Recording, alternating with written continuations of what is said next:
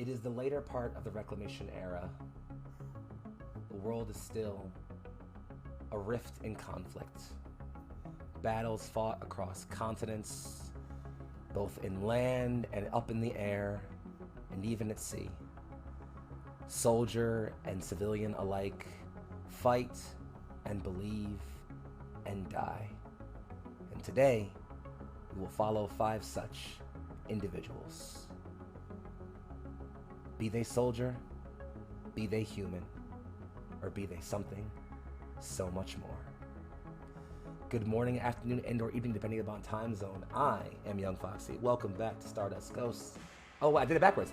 Welcome back to the Alliance Roleplay. More specifically, welcome back to Stardust Ghosts, our Mechton Zeta story. I'm your host for the version of the stream, Young Foxy, if you don't know who I am by now. But much more importantly than me, we got these 5 lovely individuals all around here in their gorgeous faces. So please, in the order that I call you out, please tell me who you are, who you're playing today, and I guess, I don't know, how you feeling today? We'll start over directly to my right at the top of your screen. A mainstay on the channel here, someone who I am so very proud to share a table with again and who I call a deep and personal friend. Hello, Michelle. How are you today? Doing good, Kit.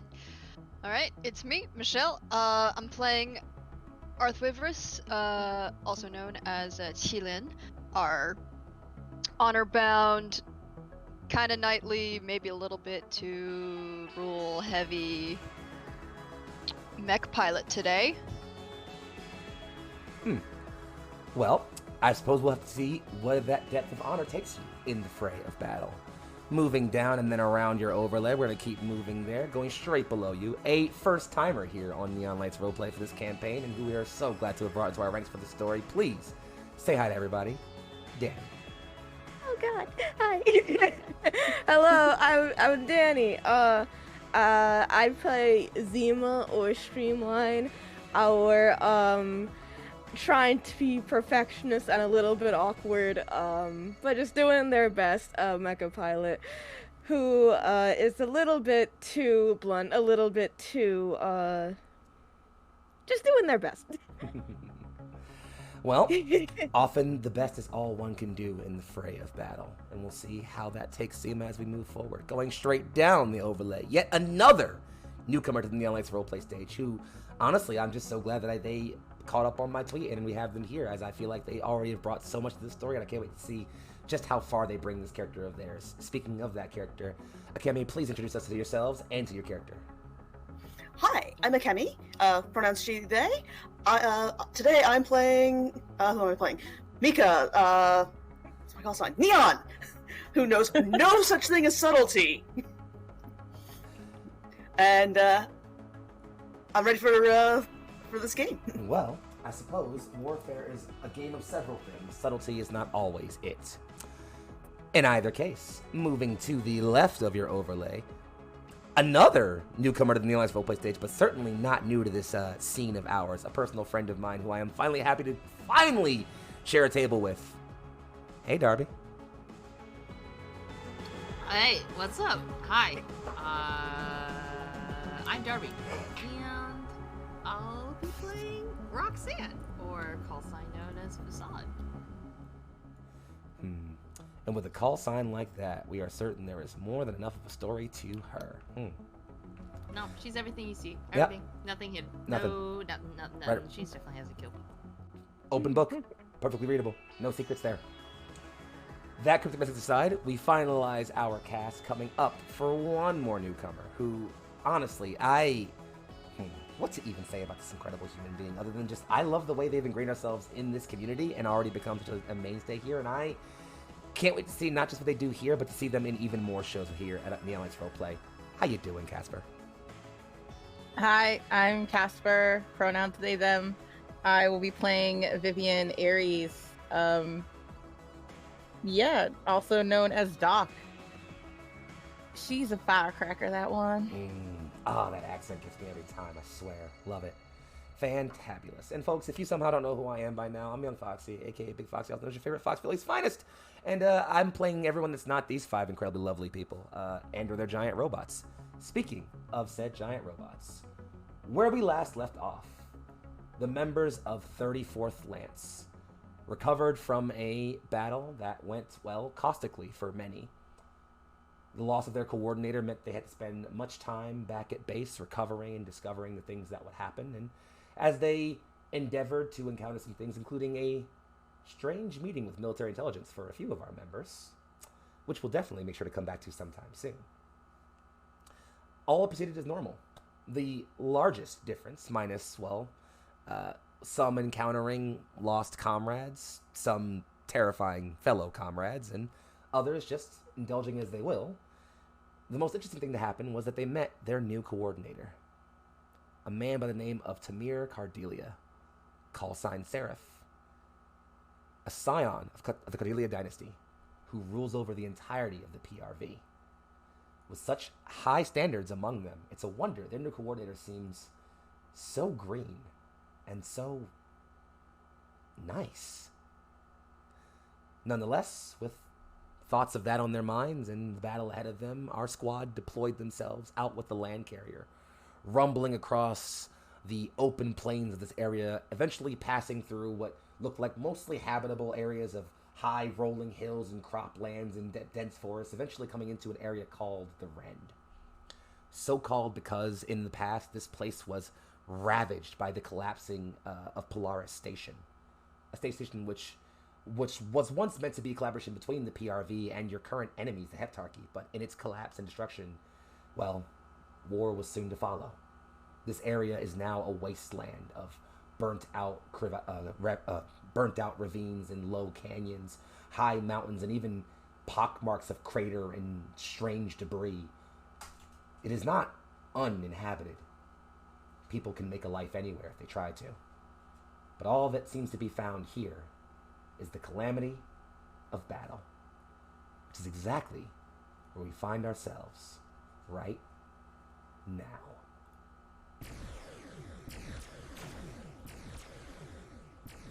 Combat came almost instinctively for you all. There was bits of radio chatter on moving up on the high horizons and incoming signals, and, well, before you knew it, you were already getting slid into the battle. Your commander, Seraph, was, well, to his credit, quick to give you all orders. Just, all right, well, there needs to be something happening here. Deploy to the right side and hang on to the left flank for a bit there. We'll scream around. And before long, you saw yourselves begin to get swarmed by waves and waves and waves of, well, the enemy you've been fighting for a long, long time. The Sleipnir legions are a chromium and gray pattern of focus and determination. Single bright red mono-eyed soldiers with bright red pulse carbines make their way in organized tactical patterns, lumbering down your positions at you. They come from the hills, over the skylines, deploying from carriers, and popping up as if they were planning this place. This is an ambush. All of the lances are deployed. Not a single squadron is spared. Some not even having the time for full repair before they deploy. But in the chaos of all this, we find our 5 heroes. I'm going to pass the camera around to each one of you, and you already know what you're supposed to do. Tell me exactly what's happening, how it's happening, and much more specifically, well, where are each of you in all this? And of course, you know how it's supposed to happen. Give me the scene, paint the scene, and end it with your title card. I'm going to roll a d6. We'll see who goes first there. Looks like we're starting off with... Doc, we're on you. So, I imagine we're seeing ourselves at the back of the lines here as the rest of the squad rushes forward and other Type 22s begin to dash forward using boosters and feet to go stomping forward on the bound. A lance of bright blue pulse beam flies right by them and impales through 2 Sleipnir. They explode in clashes of explosions. Elsewhere, several small drone-like figures begin swarming around, letting off small lasers that pierce through arm joints and eye camera lenses and weapons as the camera sweeps back and, well, we see Doc. Take us in. What's happening right now? So I am sitting, instead of being strapped in like all of the other lances, I'm sitting in a cockpit with like a keyboard and like monitors in front of me. It looks like a video game setup. So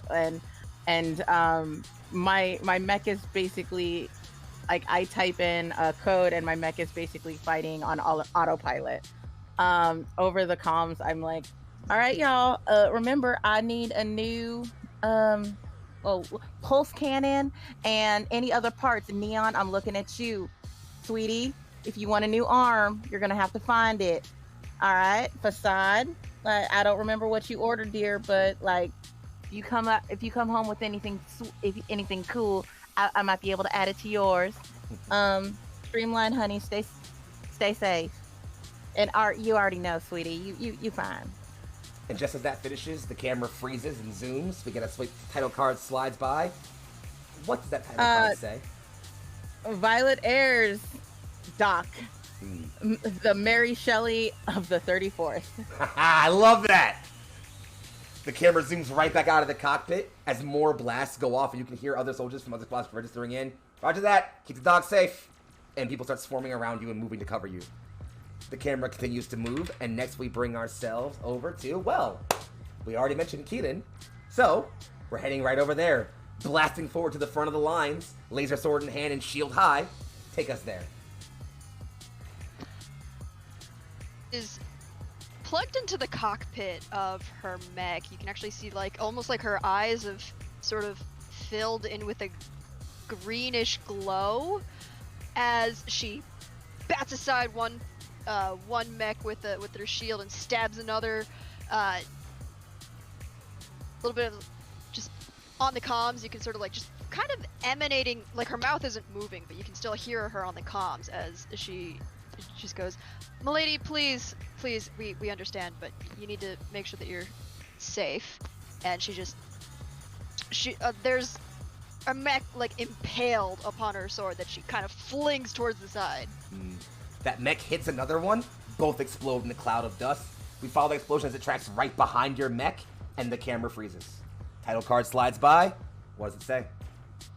Arth Wivris, Art, Keelan, honor-bound warden of the 34th. Spinning back in emotion as you slide back through, literally cutting through and cutting the title card in half as you boost forward. The camera continues to move, and we next come to 1, 2, 3, 4, 5, 6. In the midst of all of this, almost stealthily keeping themselves away from the front, but certainly still in the midst of combat, Facade. Where are you right now? I think Facade, hearing that, seeing the swarms come in, is taking a higher position to sort of fire from above, keeping an eye on where all these swarms, where breakouts are potentially happening. She is clearing the patches to sort of keep them at bay. And I think as you're moving through and sweeping, we get a sort of camera pan up your rifle, eventually coming up your arm and into, through a joint into the cockpit of your mech. As it comes across your face, pause, title card fights across. What's it say? Roxanne, call sign Facade, on the hunt. Oh, there you go. Perfect. You were worried. It slides right out the other joint, comes across and follows as down your rifle as you fire, following your plasma bolt through another mech that explodes. The camera continues to move as we have only 2 more left to find. We slide all the way up across the battle lines to a mech that is moving almost erratically. Boosters firing in patterns that dips and dives back and forth, putting blasts and just staying so close in the fray that it almost seems like every explosion that goes off, it's in the midst of. But every time it blows up, it just slides right through, ferociously blasting through and through as we move over to, well, the well-known Neon. Take us there. So, of course, Neon, just in the middle of the explosion, just laughing and having the time of her life. Just, pew! Oh, there's another explosion there! And so she's just absolutely ecstatic, just making all the explosions she can. Hey, Doc, I'll try to get that arm. Not the greatest at actually grabbing things, but I'll try. I definitely need another one so I can punch another wall and blow that up. You say this as a Sleipnir gets blown and an arm literally flies across the front of your mech. It freezes as it's passing you. Title card slides across. What's it say? Let's see. Mika, Neon, lighten up the skies. It comes out as that arm flies and goes straight past a friendly pilot and like, yo, watch the collateral! and then we go sliding past that mech who's exasperated, directly past to another. And where Neon is erratic movement and constant motion, this is almost clinical precision from this mech. Steady strides, focused, accurate bursts, constant moving dodges, parrying at perfect times. This is almost like a machine moving through this combat. As we follow Zima, take us there. So you see, the way Zima is fighting, it's essentially clearing out a path almost for everybody else to sort of get rid of, like, they're essentially getting rid of, like, the bundles of big groups. So you see them, they're, like, shooting shots, and it's like they're going, it's, like, precisely so it's, like, going through, like, the eyes so it can disorient them. Or making precision shots so it can take out, like, 2 at once. Or at one minute they're shooting and then they're slashing at the exact same time, so they're slashing at the legs of one. It's very precision, very, very calculated attacks. And you see, as they're going on, it's almost like they're not exactly, it's almost the way they're fighting, you would feel like it's someone who's very in it, who's very in the zone. But in looking at their cockpit, you see Zima, who has a very neutral expression on their face, like they were born for this. And they look through, they speak through the comms, and they say, Commander Seraph, well, where would you like me to attack next? Comms come back on, just right there seems to be fine, actually. And following that comm, it freezes on that stoic, focused face. Title card slides across. What's it say? Zima, streamline, simply following orders. Wolf. So, as we finalize following these 5 mechs, the 34th Squadron, literally, as you follow the battle from above, cutting a spear point through this wave of enemy attack.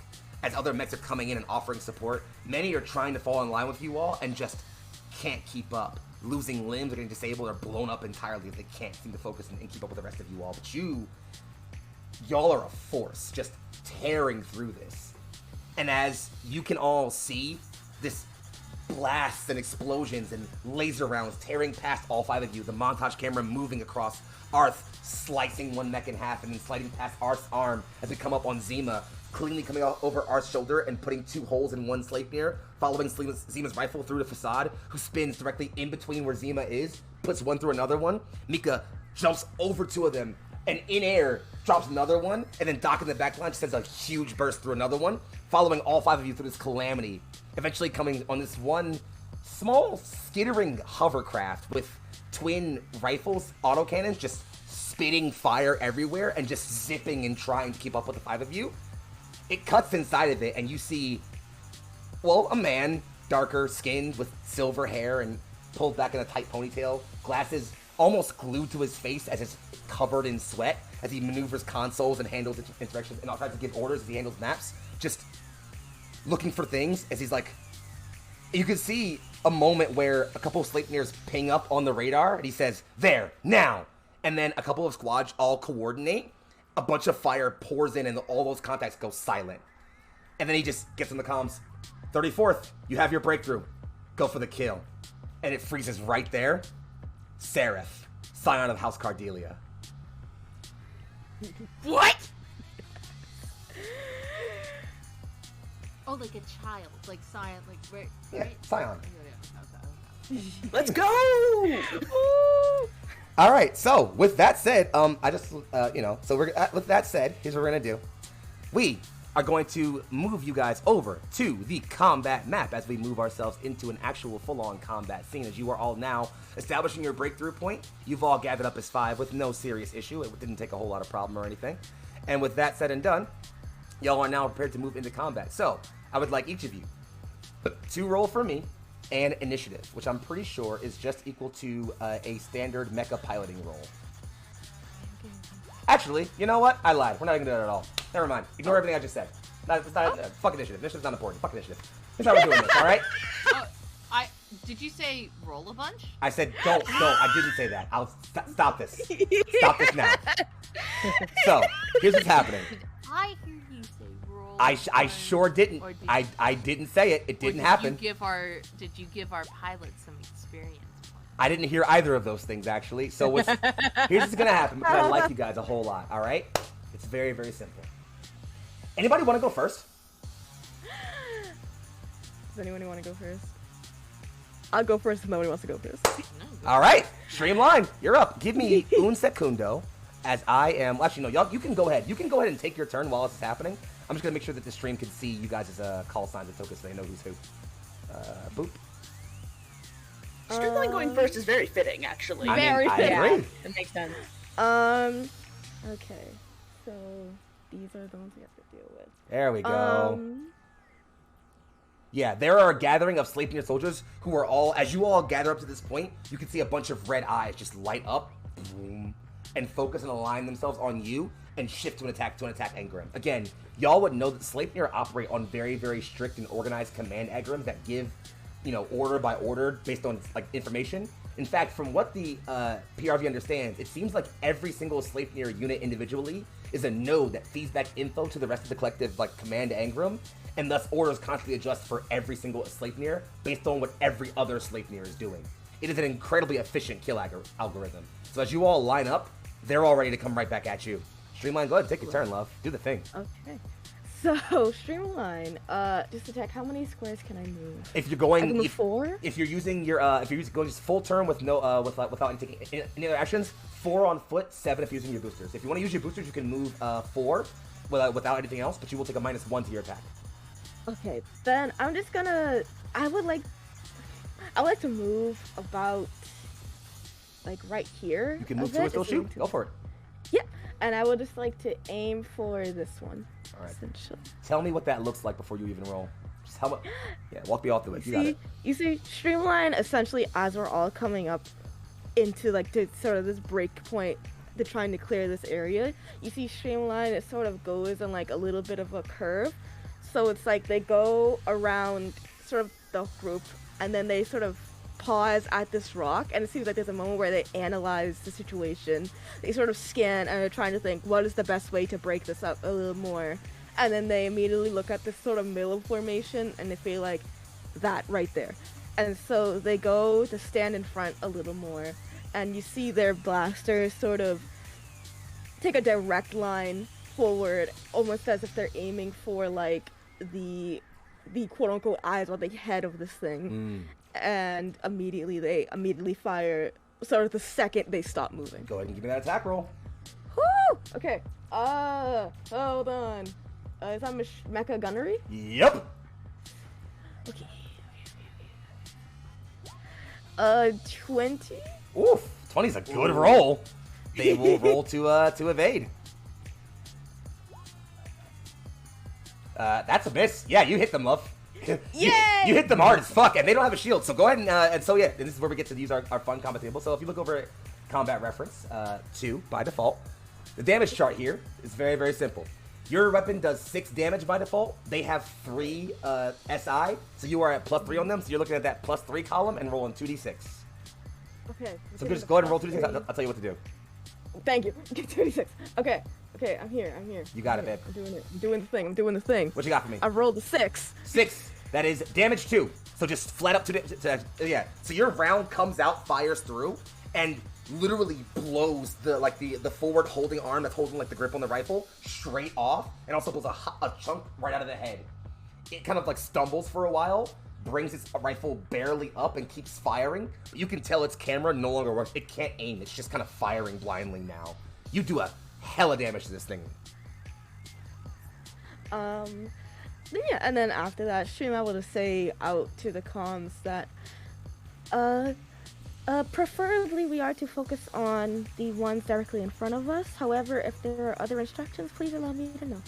All right. I will take the popcorn real quick and have a couple of my my guys over here go.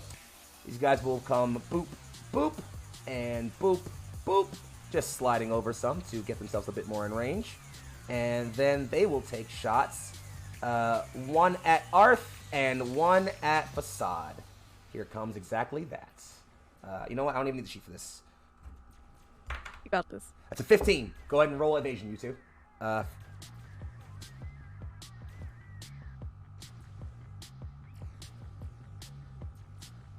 Oof. Arth misses by 1. Oh no! And Facade, you're rolling mecha piloting. Oh, another 14. Oh. So, you are both hit, but mine's you not a failure.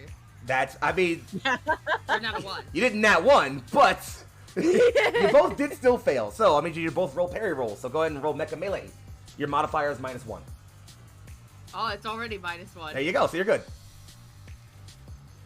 Now that does actually yeah. Oh, actually, looks like you both passed there. No, sorry. Arth passes. Facade does not. So, We weren't joking about Facade dying this episode. clearly, No! that's all right. So I'm gonna roll damage chart real quick. For Arth, you get your shield up, so you count as 8. They only do 3 damage each, so they are going to roll. Sorry, not 4 damage each. Sorry, no, I'm looking at that wrong. 5. My bad. -3.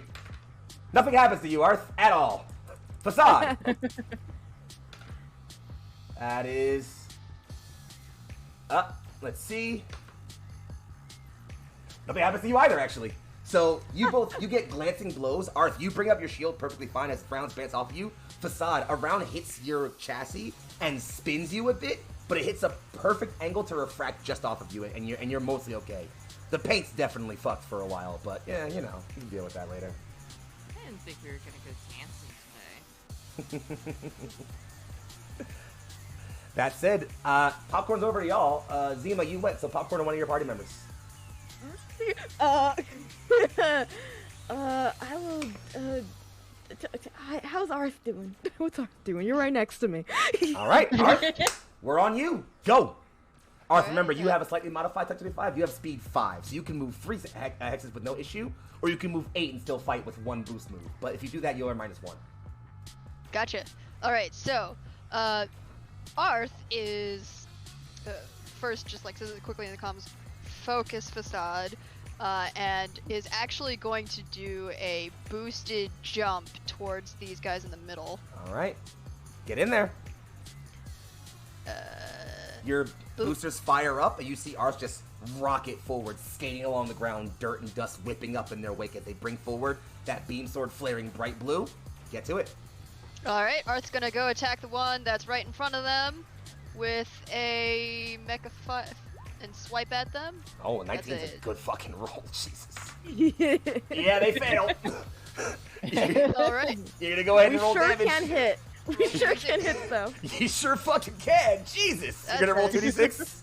Yeah, I did. That's a 7. That's a D2. Oh dear. Oh wait. So did you roll on the +4 chart? That is Yes. on the +4 chart. Yep. All right. 7 is a D2.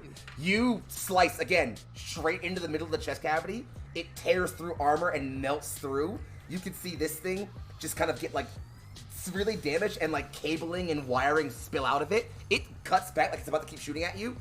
It does not look like it's gonna make it much longer. Let me go ahead and move that one real quick, actually. Excuse me.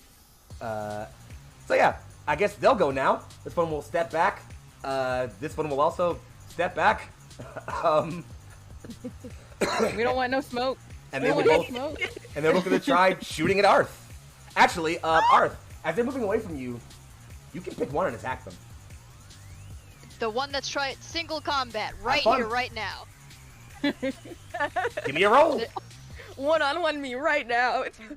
Dude. Oh, and they miss it just barely on the 14. Roll damage. Oh. That's a 10 on the chart. 10 on +4. Oh. That's a C3. You follow up that cut. You literally invert your wrist and follow up with a backswing cut that goes through the exact same area, hits the power plant, it goes back, and then just goes critical. Huge explosion. It's very dead. Oof. It's big kaboom. Hang on, I can't even do the big kaboom yet. Hold up, there it is. Boom, kaboom. This one, the one that's not as dead, will try to shoot at you now, I guess. Okay. Okay. 19. Does 15's not gonna beat it. Parry roll. That beats it. Jesus Christ. Woo! All right, gonna roll damage and see if anything fucking happens to you. Nope. As Way to again, go, sweetie. you just Over the comms, Like, you just see? hear duff. I just find it really funny that like Teal'c is like probably just not failing epically at like trying to dodge and just keeps like swinging the shield. instead. Why dodge when shield, right? Yeah. It's like, This is Milady, I'm common sense. fine. Thank you. I'm so proud of you. Except for you blew one up. That's fine. It'll be fine. I'm sorry. I meant to keep the blade from ruining the mech too much. I'm sorry. No, as long as you're good. I'm sure the legs are still salvageable. One of them twitches when you say that. Just a little leg, just. See, it moves. Keaton, we're passing it back to you. Popcorn on one of your friends. All right. You know what? Since Facade, you just got shot at. Let's popcorn it to you. Yeah, cool. Make it happen, baby girl. I think Facade's gonna. How big is this rock? They from that far away, they can't get cover from it. No question. You could shoot past it with no problem. Sick. Can I use the rock to just sort of prop the gun on it? Hell yeah, why not? That sounds cool as shit. And yeah, I'd like to shoot at. I would say if you do that, you can move with your full regular movement of 4 and then fire with no penalty because you're using the rock to brace yourself. Neat. So do exactly that. Bloop. Beep. Beep. Boop. And then fire. Wait. 13. Hold on. Return roll. Can be good. Oh, they not one. You're fine. Go ahead. Damage. Ooh. They have no shield. They can't parry. So you're rolling on that +3 table with 2d6. 5. Mess them up. 5 equals. Let me check. C1. C1. Light damage table. They will down. So go. Darby, roll me one more d6. 4. Limb and/or frame damage. So as you're firing this one Facade, one of its limbs blows off. Which one? Left leg. It's trying to aim back at you. It fires off, but the leg blows out, so that Fray just as it falls over on you, and it's now like trying to realign and like get back up onto one arm to like try to get a position to fire back at you. Again, these things are Use robots. the gun as a crutch. It works better that way. But then they can't shoot at you. Exactly. That's also fair. Speaking of which, it's their go. These two back here are actually going to go ahead and take a swing at it now because they've been hanging back here for a while. Gonna step forward 1, 2, and 1, 2, and they're gonna have one. Actually, they're gonna both fire at Streamline. First one is that's actually pretty good. That's an 18. Oh. Second one is another 18. Oh. So you should roll That's 2 fun. evades and 2 parries. Okay. Well, 2 evades assuming you 2 parries assuming you focus. But go ahead and roll evade first. Okay, so is that which one is it? Mecha piloting. Mecha piloting. Okay. Yeah, well, First one's a miss. Second one is also a miss. well- So go ahead and give me 2 mecha melee rolls with the -1 modifier on it already, which should already be there. Yeah, it's already there. Yeah. Yep. Go ahead and roll. Okay. Nope. All right. Nope. All right. Here comes damage rolls. Damage 1 and C1. So that's escalation 2. Zima, you will take 1 damage, and as you are trying to move, like you take a juddering hit to the middle of your mech, you stumble back and try to recover. Servo will start jamming. Until next round, you have a -2 to your mecha reflex. So that's that's 1 damage to the SI. It's your SI, yes. Okay. Nothing other than that. No major damage though. Honestly, that could have gone a lot worse. Well, hey now. And now we pass it back over. Fasal, you just went. You have 2 teammates who have not gone yet. Popcorn to wherever you want. Mika Neon. and Doc haven't gone yet. Yes, you. Yeah, you. Neon. Yeah. Oh, I cool. was saying Neon. Oh, all right. Well, then we know what to do. Mika, Neon, whichever one of you going by right now. Do the thing. Okay, question. How tall is the big brown rock? This one right here, Yeah. big as fuck. Probably at least 2 mechs tall. If you're asking, could you fly on top of it with your boosters? Yes, absolutely. Yes.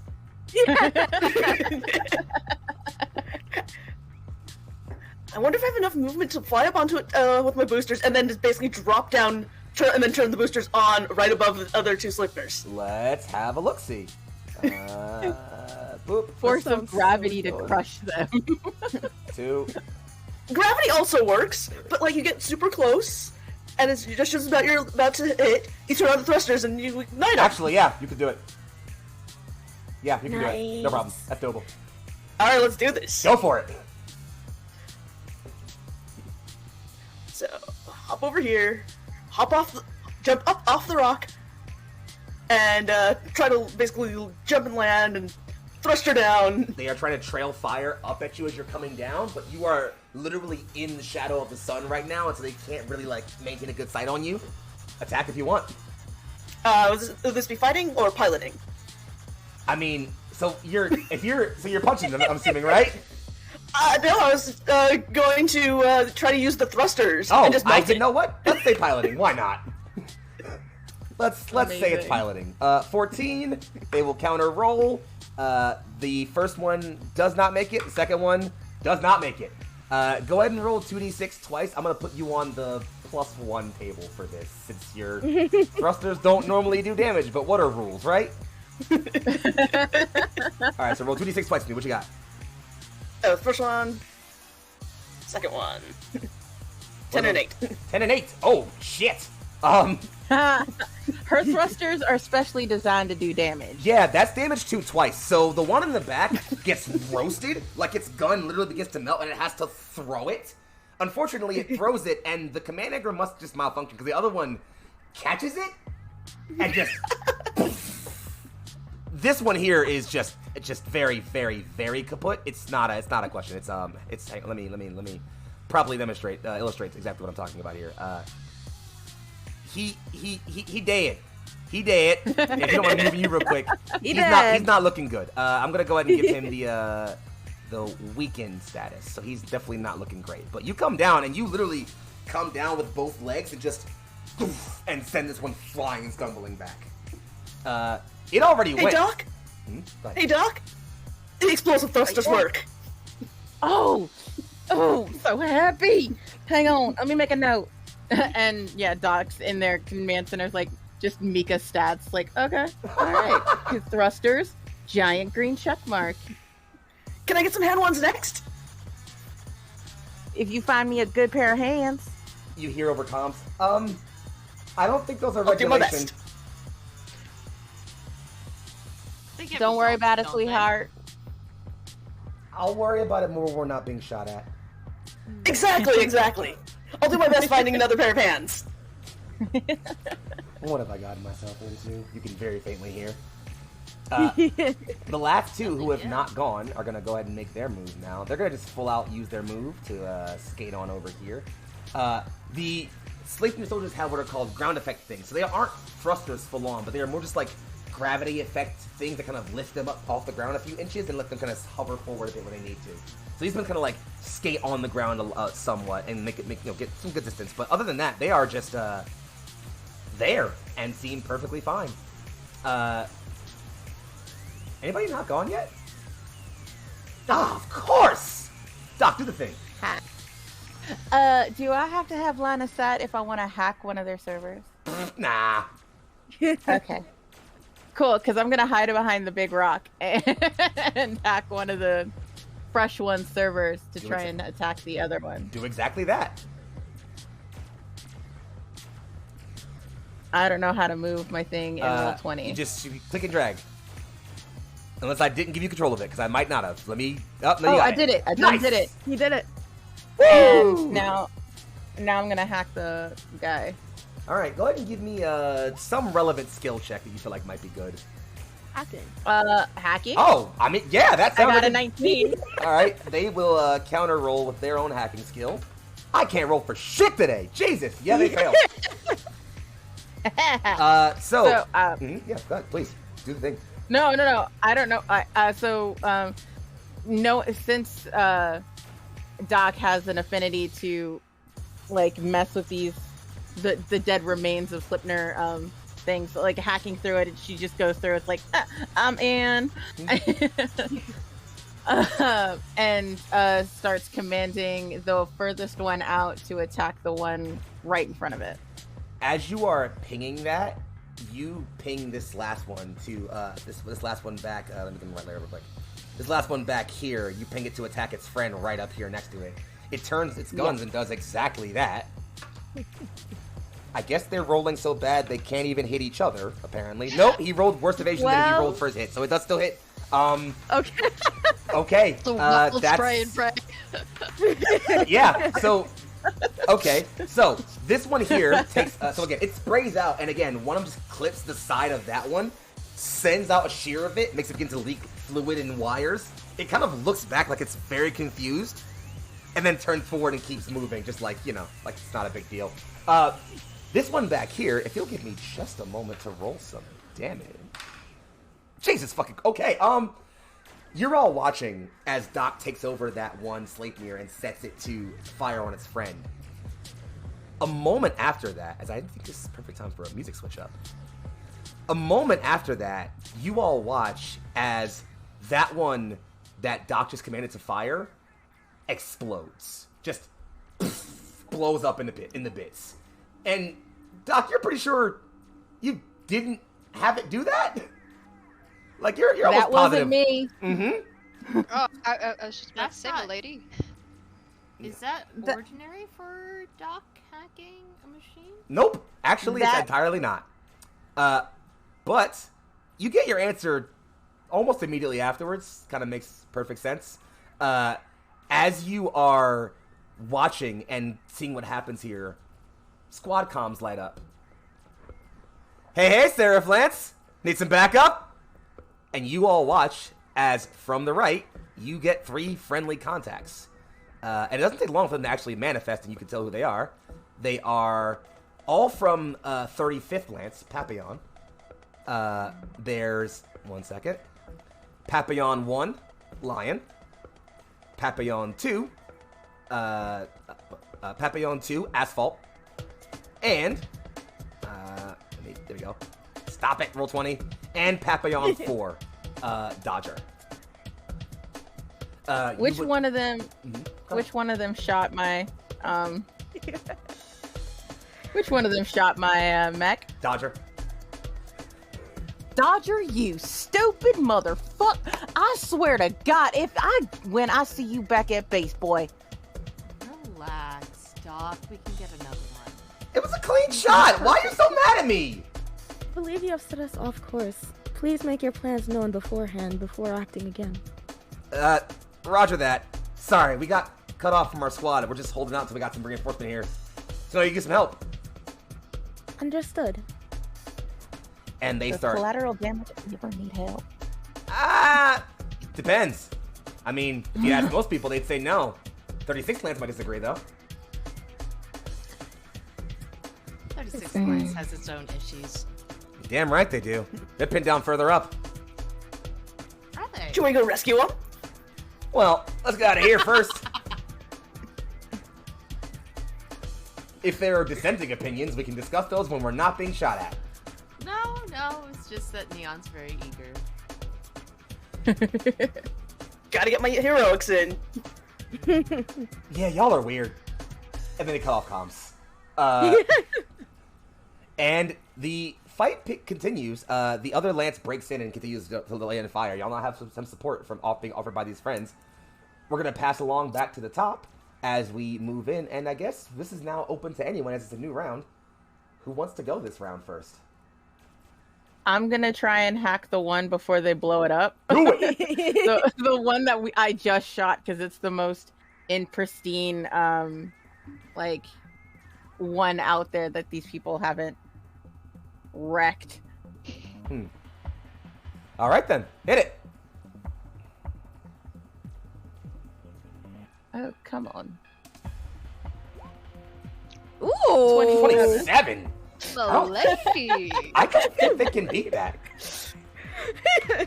They sure can't with that roll. Yeah, go ahead. So I let it be known over comms, and I don't know, like, hopefully, Papillon is monitoring them. Don't shoot the one in front of you, as it's going to shoot the other one, the other one closest to it. Mm-hmm. Like, so it's gonna just turn around and start. All right. It's just gonna go down the line. Just to make sure, you hacked this one. Yes, I Right? did. Okay, and it's shooting at this one. Yes, sir, it is. All right, let's do exactly that as I drop my die. Oh, well. That's cool, I have more. It's Stay not ready, you ain't gotta get ready. die over. All right, well, because you said that, it missed, by the way. Okay, it wasn't because you said that, it's because it rolled higher, but either way, I'm blaming it on you. It missed. Just Dang. roll with it. I hate you. Milady, your work is wonderful to view as always. Oh, well, thank you. Can you two flirt later? We have boss to kill. It's what we're doing. Are you unable to multitask? There's Man. always time to flirt. Seraph cuts in and just... We have so much to discuss later. And then cuts off. Yeah, we do. Over dinner? You're not serious, right? I don't know why I asked, never mind. She's- And then ends it. Oh, she's When dead. am I serious? I'm She's always always serious. serious. In either case... Lucky you, Sarah. Oh no. He's being watched. Target locked. It's hard not to watch when you're flying in the sky like that, Sarah. Alright, okay, Oh. alright. You don't get a calm response, but I feel like somehow you not getting a calm response tells you everything you need to know. Speaking of Sarah, It tells me more that he didn't respond. speaking of which, the remaining Sleipnirs who are left, because there's a lot less of them. Pardon me one second, Mika, while I move this guy back here. Also, Mika, if you want, you can melee attack this guy right here who's falling back before he gets away. So you can go ahead I and would roll that. definitely like to do that. Go roll that thing you just said. The rest are gonna try to. Fighting, right? Yep. Or melee? Technically, if you're specifically using your fist, it's fighting. I want to knock it down. Okay. Punch it! Punch it good! I mean, I'll allow either. It doesn't matter. 15's the roll. He's weakened, so this is minus like. That one. Okay, go ahead. Go ahead and roll damage. You're gonna roll on that +2 chart. So does it actually get away? I mean, if you don't damage it, yeah. But assuming you might roll kill some it. damage here, it's I destroy it right now. 2d6, right? Yep. It's not getting away. It's not blown up yet, though, No, right? you like reach forward and like literally punch your hand through the middle of it, grab its core, and then crush that in your hand, and then just like push it off your arm. It just falls out, no explosion, just a hunk of metal on the ground. A hunk of useful metal on the ground. Very useful. Hey, dog, I think metal you on can the use this ground. one. I didn't blow it up. I'm so proud of you, sweetie. All right. There aren't a whole lot of them left, so let's just keep moving with y'all right now. Pass it to somebody else. I'd like to shoot one again. Okay, well, then Facade, let's you're do up. that. Do the shoot thing.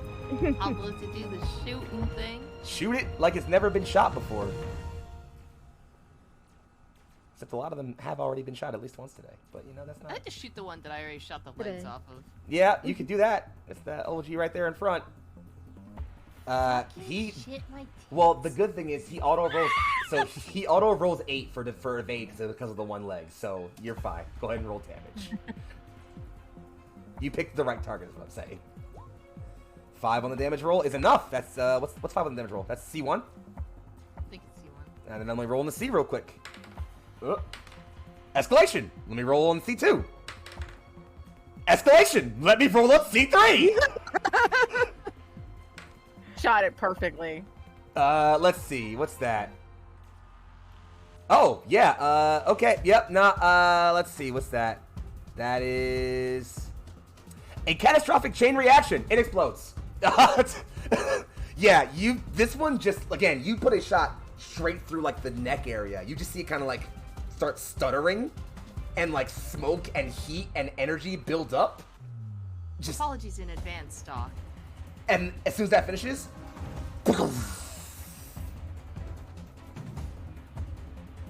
That's all right, sweetie. The 36th season was ahead? yep. she's just gonna start. Can she move? You sure can. Go ahead. Towards where the 36 It's gonna be in Arth direction. Arth directions. Yep. 1, 2, 3. Wait, do you move or do you saunter? Important questions. Can a mech saunter? Saunter. A facade They mech when can facade saunter. pilots, though. Fair. You know what? Fair enough. Specially programmed to saunter. Not I mad worked about it. very hard on those skills. Gives a little little salute towards Seraph's command ship, and then Impressive shooting. And then cuts back off comms very rapidly again. And I shoot better when I'm on my knees, but we can find that out later. There are children on this comm link. Where exactly, dog? Streamline counts as a child. Pardon? Is there something I am needed for? Don't worry sweetie. about it. Understood. oh, somebody else go. How's this working for you, Foxy? How's this working? Amazing. One of you go, please. Somebody. I can go. I Do can the go. thing. Here, Streamline will go access 3 after they very confused talk on their phones. They will move over about here. I think it's 2, and they would like to shoot the one that is right in front of Sheila. Here. Just sort of shoot over their shoulder. Shoot it then. Get to the shooting. And I'm gonna get to the shooting. Get to the shooting. Do the shooting. Do the shooting thing. I'm gonna do it. The thing. I believe in you. 15. 15, and they're gonna counter roll. Jesus fucking Christ. Go ahead. Yay! I can't roll and evade today. Yay! Got a Jeez. 7. All right. What's that on the table? You think I can read? I'll tell you. You think I can read? That's C2. So roll me one more D6, please. Okay. You think I can read? What you can. Sensor and fire control damage. So that is enough to take its damage already. So it takes that much damage. Oh, it doesn't matter. It's close. Okay, it's dead. Which one did you shoot at again? I forgot. This one. Okay, cool. Let me kill that one then. I gotcha. Yeah. Stand by. Another one of y'all go. Go ahead. I guess I could volunteer since I'm right next to the one that's not being taken over. Have fun. All right, Arth is going to just like saunter right in front. Now of everybody's this. sauntering. Okay, sure. Since the programming did so well in facades, it's standard for all of collateral damage. It's been mass produced. Exactly. Standard issue mech sauntering package. It costs $23 billion per mech. It was worth it. Yep. A necessary price to bring freedom. I was gonna take a stand and then try to stab it. What you got for me, Arth? 18. All right, 18. Can I please roll today? Nope, I can't. Go ahead, Arth. Oh my goodness. I just can't. It can't happen. That's a 5 on the Throw plus those 4 dice table. out. Oh, which dear. Is a D2. Yep, D2. This guy has not been hurt yet. So again, Arth, you know what? He was pristine. No, no, he wasn't actually. You're right. I'm sorry. No, he's not pristine. I was about to say. I read my thing backwards. You're right. Yeah, Arth, you There come was in. a better option? You come in, cleave an arm off, turn, cleave it in half. It just falls over. And yeah, it's looking like y'all are handling this area pretty solidly. Anybody not gone yet? I believe. Mika? I don't think Did you go? Neon is. Mika has Yeah. Neon needs to go. taken a second. Yeah, no, you reacted. You didn't go. Do the thing. But the one that's left is our friend. Well, then you can wait if you want. Or I'm like, gonna start. yeah, go ahead. I think my mech is just gonna start picking up various pieces and like.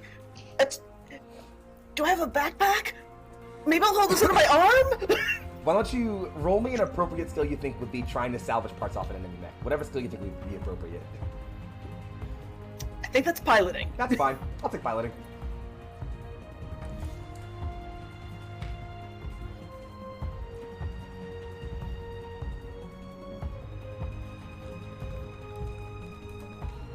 What you got for me? 14. So yeah, you definitely managed to, like, to gather up, like, at least, like, an arm and, like, a leg servo and some other stuff. It's probably, you know, doable. And it's, as y'all are following through of all of this, y'all are, you know, you're in this scene here, you know, Mika gathering up parts, the rest of you all cleaning up and moving around. This one that you've hacked is still kind of just standing there, trying to figure out what to do. Papillon, Lance, the three that are here, are kind of amazed by this and kind of, like, circling around, like, what, and, just stun lock it, Duck? That's incredible. They're kind of like all moving a circle around it. It's not moving. It's perfectly fine. And as they're like, all right, we're cleaned up here, I guess. Dodger is kind of coming around, just like, yeah, like, let's push forward, I guess. I think 36 Lance seems like they're pinned down, maybe just a half click out from here. Adfault's like, well, all right, but like, when we save their asses, they owe me a bet, so let's go ahead and get moving. And as that line finishes, a beam of energy pierces straight through the middle of Asphalt's cockpit. Woo! And their mech explodes. As you all hear boom, boom, as what sound like two sets of large quadrupedal feet lumbering into the valley ahead of you. Y'all have dealt with these more than enough times. In fact, before they even come up on your sensors, you can tell they're sleeping near juggernauts. Backpedaling, facades backpedaling. It's funny. It's funny you say that. You can hear Seraph come in. Just, I don't think we have the firepower for that. But 36, I, damn it! And it's like, okay. Yeah, go ahead. Are you requesting us to retreat? Yes. Fall back. Hang on a second. Cracking her knuckles. And straightening her hat. Vivian goes into full hacker mode. And she wants to try and melt down one of the servers on the Juggernaut. Not try to hack it. She just wants to just melt its brain to pick its carcass later. All right. Let's see. Give me another one of those hacking rolls, please. Okay. Hiya. Oh, Cracker Jacks. 15. Oof. And they meet it, so they beat it, unfortunately. You do manage to stun one of them. Like, one of them, you see it jitter with static, the one up front, like, jitter to a halt and kind of, like, power down a little bit and, like, try to begin rebooting. The one behind it is literally just, like, trying to skitter around it to some degree. You've probably bought your guys some time, minimum. It's nothing serious yet, though. Can Facade back up and fire on the one that's been jammed up a little bit by Doc? Try and disable it a little bit more? Okay. Do I have missiles? You don't? By default. Ah, cool. I gotta pew pew. You gotta pew pew it. Am I in range? Do I have to get closer to hit it? You have to move forward at least a little bit. Fuck. Okay, I'll move forward a tiny bit and then back up more. Yep, that's a good idea. Is that okay? Great call. There you go. Mm-hmm. Yeah, Facade's just gonna jump a little forward and then fire and hopefully hit. You got this. What you got? What's your roll? 13. A 13? Mm-hmm. Oh, hey, I passed an evasion roll today. You missed. Yeah, dang. Which is funny because they have NV like -4. They're big lumbery boys. Yeah, she gonna back up 1, 2, 3. And we're going to run now. And we're leaving. And we're gone. Sorry. Well, hey, question. on the upside, they'll be reunited with what was his name? Mateo?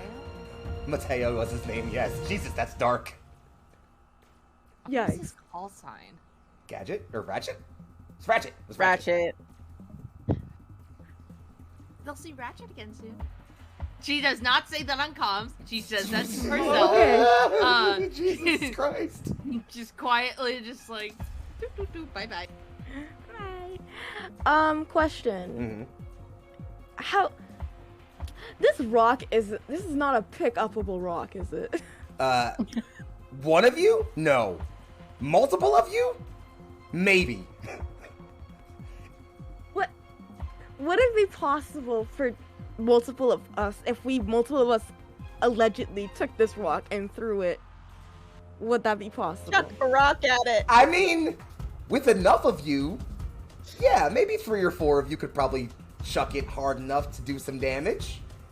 Well, there's 3 of us. Take out the optical sensors! I mean, while the 3 of you are doing that, Arth is just gonna reach behind them, grab like one of the halves of the mech, and throw it at the one that's still moving. Alrighty. Distraction! So, I'm down to help pick up this rock. Yeah. I'm already here. So Streamline will go in the comms and say, if I have permission to execute a minor plan that may help us in our success in escaping. I'm all ears. Yeah, any way not to die would be fantastic right now, sweetie. Seraph taps in. You're free to engage. Doc and Neon, if possible, could you both assist me in relocating this rock as to block their path? Affirmative. Alright. I'd like all 3 of y'all to roll mecha piloting for me. Oh, I am not good at that. No, I believe in you. Okay, a 29 will help Mika will significantly. Mika is going to Jesus! Tardy's face. Yeah, Oh, the gang. twin 14s. So here's what happens. Real quick, can I have everybody here roll me a flat d10? Yep. Okay. I'm looking for y'all to pass a certain number. Don't worry about it. Oh, Everyone. Those 2 ones aren't helping a lot. So well. Y'all did it. Nope, that's enough. So We well. did? So- Oh my god. Here's what happens. The 3 of you, servos grinding and whirring, get up under this rock and just start to heave slowly. Arth, you chuck that half a mech up at it. You see 2 small turrets pop out from its chest and just strafe it like anti-air fire and knock it down. The one that's not stunned literally shoves the one that's stunned backwards and keeps coming forward. It brings down its cannon on you all. Y'all huck that rock at the one that's stunned. It goes sailing. The one that's not stunned literally just flattens itself on the ground. The rock sails overhead, smashes into the main gun and head unit of the one that y'all were aiming at. It crumples. Micro explosions popping off in random places, the legs twitching and whirring like a crushed spider. It just... And as you're all watching, thinking, nice! We got that one! That was great! You remember there are 2 of them. And that second one aims its cannon down at the 3 of you that just threw that rock, already roaring full of heat energy. I do. When a lancing, bright red and gray bolt slides through it from above, and then stops and goes another way back through it, and then stops and goes another way back through it. And when it lands, you see a Type 22, unlike any you've ever seen before. And you've seen this person fight because the call sign registers.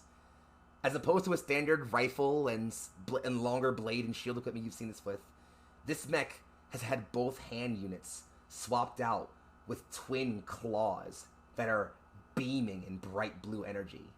Its thrusters heavily modified to let it zip about the air, achieving full flight, something you didn't think a Type 22 could even do.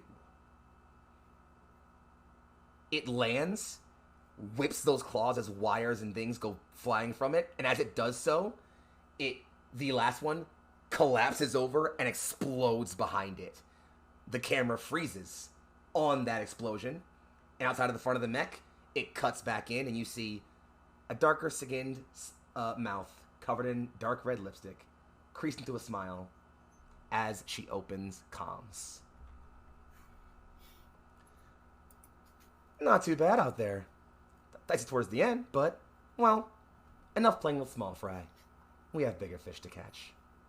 As, well, you're all contacted by Witch. In a mech you've never seen her pilot before. The rest of Umbra Squadron follows up quickly behind. The other 4 of them quickly running into position as these two remaining juggernauts begin to go critical and explode. And otherwise, you can still hear other squads tapping in and giving information. You can even finally hear, as you're settling in, 36 Squad Lance in. Shit, was that you guys?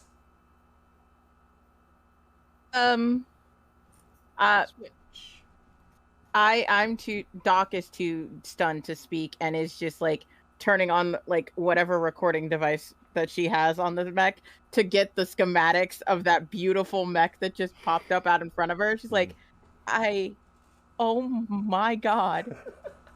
It was Umber 1, 33rd Lance Umber 1, Witch. Oh, take credit for yourself, sweetie. Couldn't have done it without you all. Thank you. Appreciated. Where did you get that mech? Now. A witch never tells her secrets. Are we still told to retreat? Seraph just says, General orders to pull out right now. We've found a breakthrough for the ambush and we're going to push through to the next town there. Witch says, we have this sector. Pull back and resupply. We're good. Understood. See you back at base. Ma'am. And like the mech literally brings his hand up and like faux salutes you all with one of the claws. Doc, not through the mech, she just like waves at it, like just from the monitors. It's like, bye. Amazing. Doc, are you alright? I'm sure you can build something like that. Oh, definitely. Doc, there's a tone in your voice that is slightly concerning. Are you okay? I'm fine. Everything's fine. I'll be all right.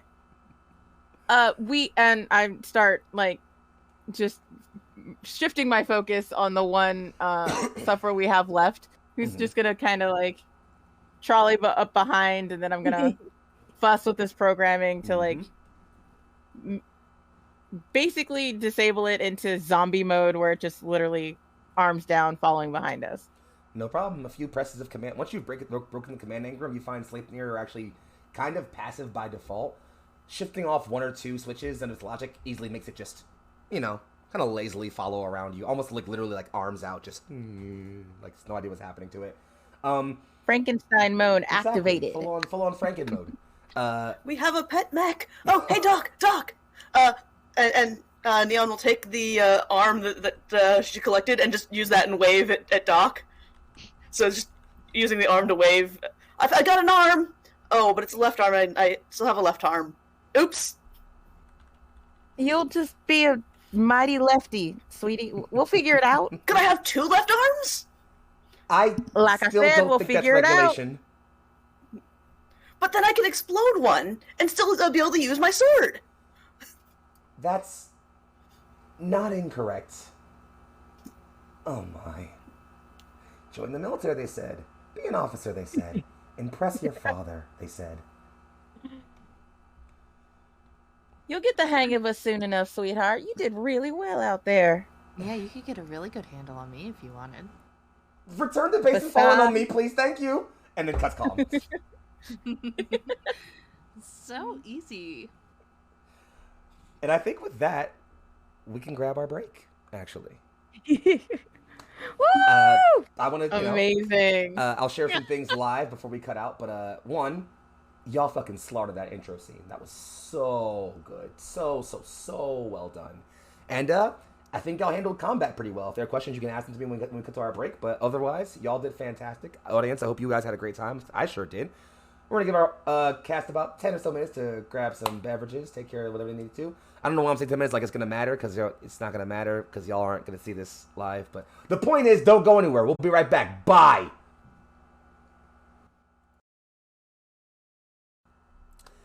And we return. to our second episode of Stardust Ghosts. Where we last left off, our party had spent some time simply, well, relaxing and, well, I kid, they were in the middle of a fight actually. They, blew some things up directly and confronted the Sleipnir in the middle of an ambush to defend their land carrier. Along the way, they encountered the remnants of 35th Lance, who they grouped up with, and in their route to save and escort 36th Lance, they encountered, well, Witch in a very strange mech they'd not seen before. That said, we now find ourselves in the midst of what looks to be, well, a quick, if hastily thrown together, well, funeral scene. There are a few boxes at the front of this large area, each of which has already been closed and has a selection of flowers and other ornaments about them. Soldiers are coming up to these things and placing small trinkets, letters, pictures, or simply offering final jokes or curses or memories. Otherwise, as these 6 or 8 or so boxes sit here, there is a row of command personnel, each of the commanders of each squadron, each lance, up at the front of the room, offering solid salutes, their hands over their chests as they stand in perfect repose and silence. You all are required to attend these ceremonies. Nothing really has to be done or said, but you're all required to at least be there. The ceremony is ending now. There aren't speeches given or things like that. This is simply a moment wherein, as if the PRV could offer you anything in all the marginalization and horror they throw at you, the least they can give you is some recognition in death. And we sit here in the scene as you all watch as comrades are offered off. One box you would know clearly belongs to, well, Papillon 3 or Papillon 4 Dodger. Otherwise, it's mostly a somber scene. People are starting to file out and make their way to go about their days, and the 5 of you don't necessarily have to hang around here any longer. What are each of you up to? Did anyone of the 36th die? The 36, actually, thankfully enough, surprisingly didn't take any severe casualties. Someone's wounded, but no one died. Who's wounded? Give me 1 second, I'll tell you. Is it Striker? What do you know? It was. Oh, Interesting. Okay. Yeah, he's not currently here. You wager he's probably in the infirmary, actually. How interesting. The infirmary's on my way where I'm walking, so Oh. we can get to that later. But No, you're fine. You can. And if anyone who has like a scene right here in this like funeral moment, absolutely. Otherwise, we can move forward. Yeah, I just wanted to walk up to Dodger and be like, just because you died, it does not get you out of the shit. Young man, when I am hacking a damn mech, you leave it the hell alone. Anyway, I'll see you in the next life. he's definitely leaving them alone now. Jesus Christ. And walk away. You see, Asphalt's actually right next to you, and as you come up and offer these words, they chuckle, surprisingly. There's still a tear or two in their eye, but they chuckle a bit as you berate the casket. Just, yeah, he never listened much. Good luck, though. You as well. I hate funerals. Never any fun. I just walk away. I find Art. I'll go walk next to Art. Fair enough. And yeah. Yeah, I was gonna say, like, Art probably before Violet had went up to berate them actually has like a bottle of some kind of alcohol. You're not sure what, but it's just like pouring a little bit on like just like walking past the each casket and just like giving them each like a pour before heading back and like standing almost like right like in a sort of like a guard position beside Violet. Yeah, there are soldiers that definitely notice you doing this, and they've seen you do it enough times to other soldiers that they don't question it. you do still get a few looks, definitely. Anything else here in this space?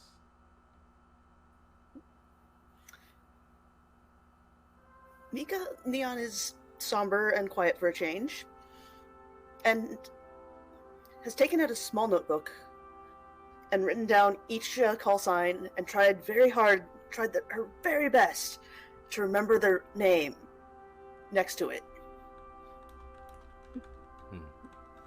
Well, so you managed to get down at least most of them because you recognize a few of the ones that were lost. Obviously, Dodger you recognize pretty succinctly. There's a few others who are there. None of them that strike out to you as like immediately recognizable.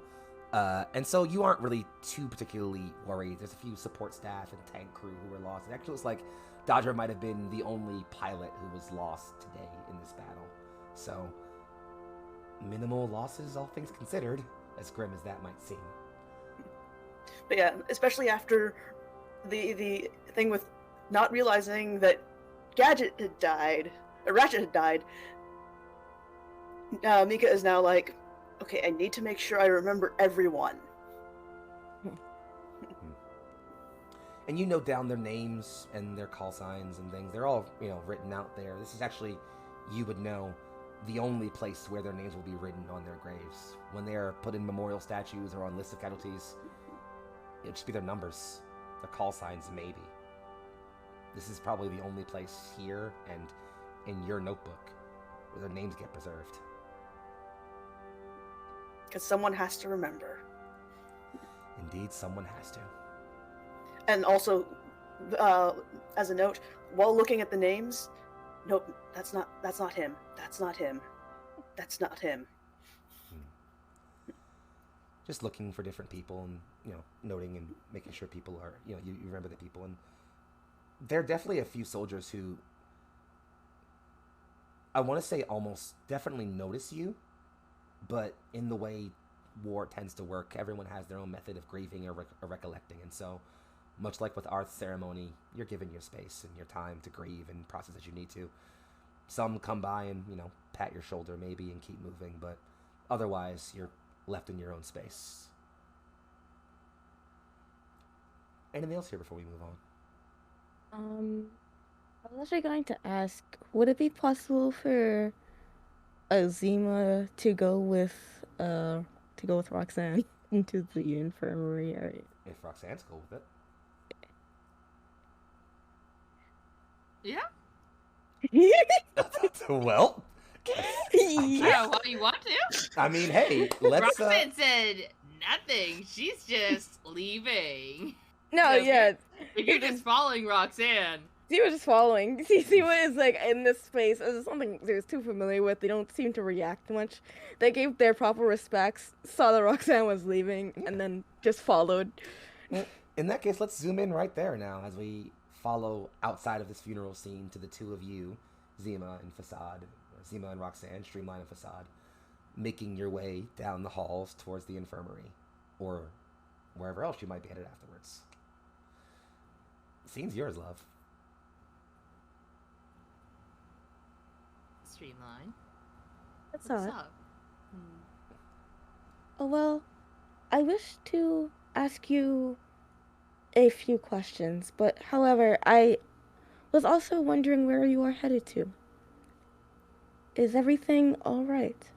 Of course, everything's perfectly fine. Though I did have a bit of a stomach ache, so I was heading to the infirmary for perhaps some medicine. Well, allow me to escort you until you feel better. I appreciate it. You said you had a question? Yes. I was curious if the remarks you make during combat, that it seems that Doc tends to shut down because of my presence. I am curious as to what they may mean and if it is something I should understand better.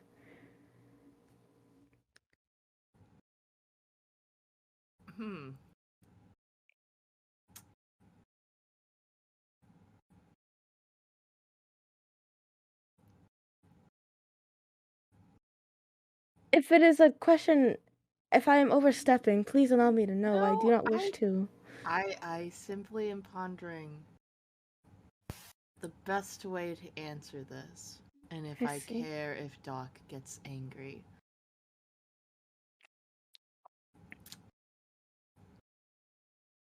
So flirting is a thing that people Yes. do, and I'm just trying to make our new commander feel welcome. True. Flirting is not something everyone does to make people feel welcome, but it is the way I know best. Is it something I should do to make our commander feel better? Only if you want to, it is not required. You can just go about being your wonderful darling self. Hmm. No need to change yourself to try and do something that you're not comfortable or familiar with. Hmm. Well, I wish to only improve myself, so perhaps it is something I will take into account. Would you teach me how to do it after you feel better?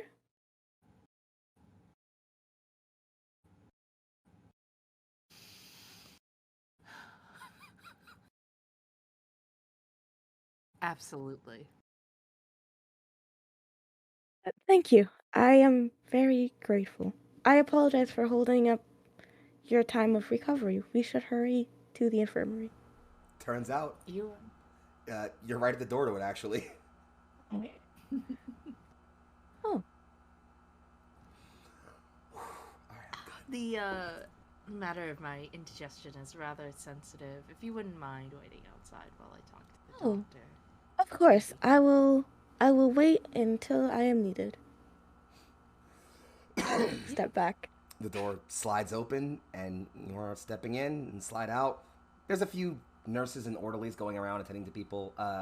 The the infirmary is separated into two sections, sort of more of an abattoir where you're working on like the more grievously wounded patients, and then a more recovery area, triage area where you're working on people who can kind of be pretty rapidly patched up and left to heal for a while.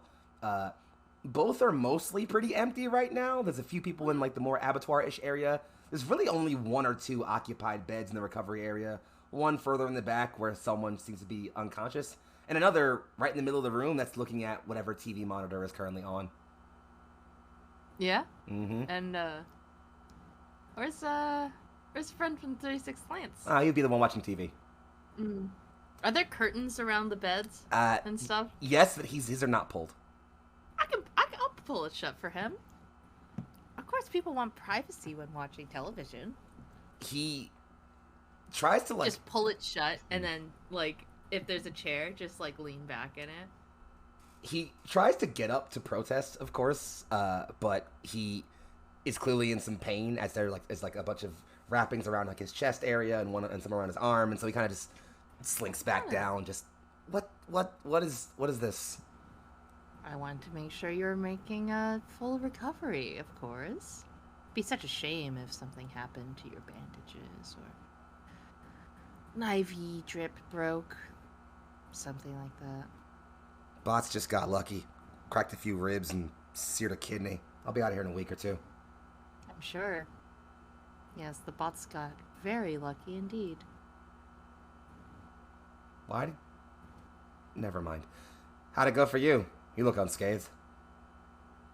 Perfectly fine. It's not very hard to not die on the field. It really does take just a modicum of effort. Hardy har. Kick me while I'm down. Sure, I get it. I just came to make sure that you weren't straining yourself while you were recovering with such wild fantasies and, honestly, just hurtful rumors. So this is about those, huh? Look, I'm not starting anything. Somebody over in 32nd told me they heard a thing, and I was just asking. That's all right? Can I put my... Can she kick her legs up onto the bed, like, on top of his legs? Of course, absolutely. Especially if they're bandaged. His legs mostly seem fine. One looks like it's covered, so he just winces a little bit. Just, ow! And who on the 32nd did you hear it from?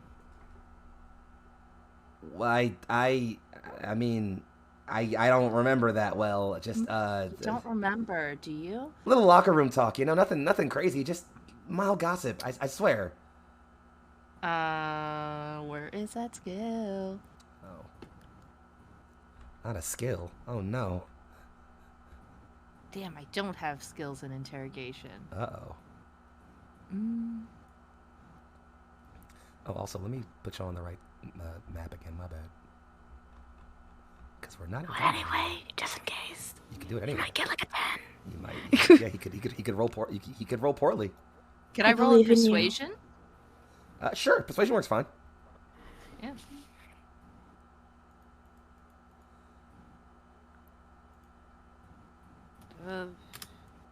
Never counts IP, so I guess there's a...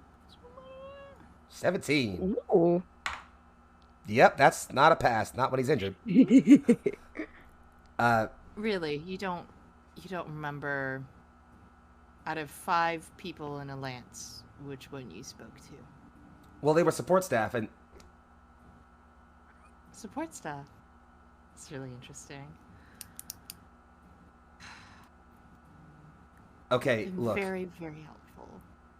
Listen, I get Look we or don't. listen. Go on.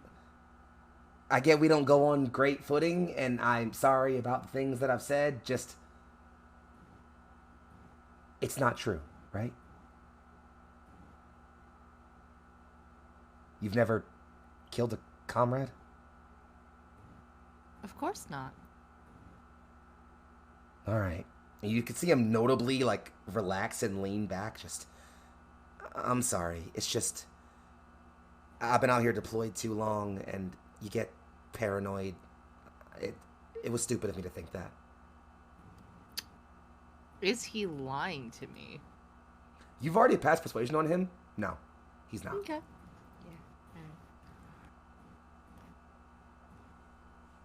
Would really be best if he stopped spreading such rumors, especially to my lance. And it's been a hard time for all of us out there. This is not my first lance. As you know, losing teammates can be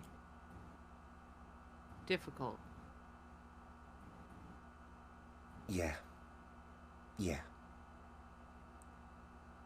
Speaking of new teammates, that new coordinator of yours, huh? A Cardelia, I hear. Certainly angelic in many qualities, not just his call sign. You're joking. You're into that Arde scumbag? Sorry, what did you say? You're into that Arde scumbag?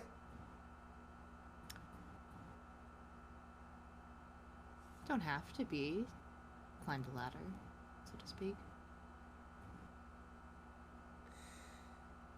Whatever you're up There are to. more ways than one to succeed in the battlefield. That's all I'm saying. Whatever you're up to, keep me 6 feet from it.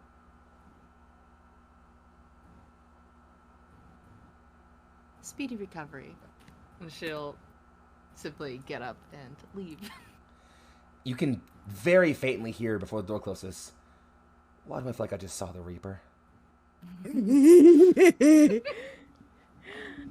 let's quickly, as you come out and rejoin Zima, anything you want to have in that space real quick? I was gonna say, I feel like as you come out the room, you see Zima has like stopped one of us, like a fellow like soldier or somebody, and it's like, Are you trying to flirt with them? yeah, it's like, Yes! it's like trying to like, yeah, they have like their hands, they're like holding their hands, and they're sort of just like, I believe you are doing well. And I think you might have shell shock. Do you get shell shock? I don't believe I do. Would you like to introduce me to shell shock?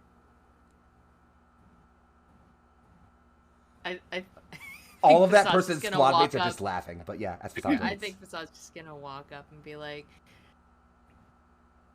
I see you're trying the flirting thing that we I am, discussed yes. earlier. Is that what this Do is? you feel Just- flirted with? Just stare at this person. What lance are they from? They are very clearly an engineer from 31st Lance, who was just off, who was also on a supply mission and probably trying to head back to their own carrier. And it's just like, if I say I have to flirt with you, let my hands go. I look at I look at Roxanne. We'll work on your technique, but I admire your je ne sais quoi, excitement. Gumption. I like your moxie. Your moxie. you. Roxy likes your moxie. Oh dear God. Thank you. And then Zima will let their hands go. They'll back off and just, maybe look around for test dummies next time, as opposed to just take care and they just walk off. Oh, But Facade, I don't believe I did that well. their squad mates are still around as they're turning to get ready to leave. One of them stops and just says, "I wouldn't count on that." Practice makes perfect, and I think you picked a good friend to try it on. Thank you. I shall continue to develop this skill. Sure. Oh man, I just realized how fast that went by. That was half an hour already. Jesus fucking Christ, y'all. I know. Oh, Christ, I'm so sorry. No, you're fine. You're good. I know at least one other scene needs to happen with Facade. So before that, anybody else got a thing they need to urgently do as far as scenes go? Let's get those knocked off. Call them out. Doc, I see your hand. Yeah, I want to, like, so Doc has been like working on this new Zephyr that she's got, like trying to repair it the one time she shot it, and trying to incorporate the new arm she got into Neon's mech. But like all of that is now on the back burner as she's trying to put down schematics just off of her memory of like Witch's design. Do me a favor. Roll mecha design. I'm pretty sure that's a skill, right? Yes, I have that. Go ahead and roll that for me real fast one time, if you don't mind.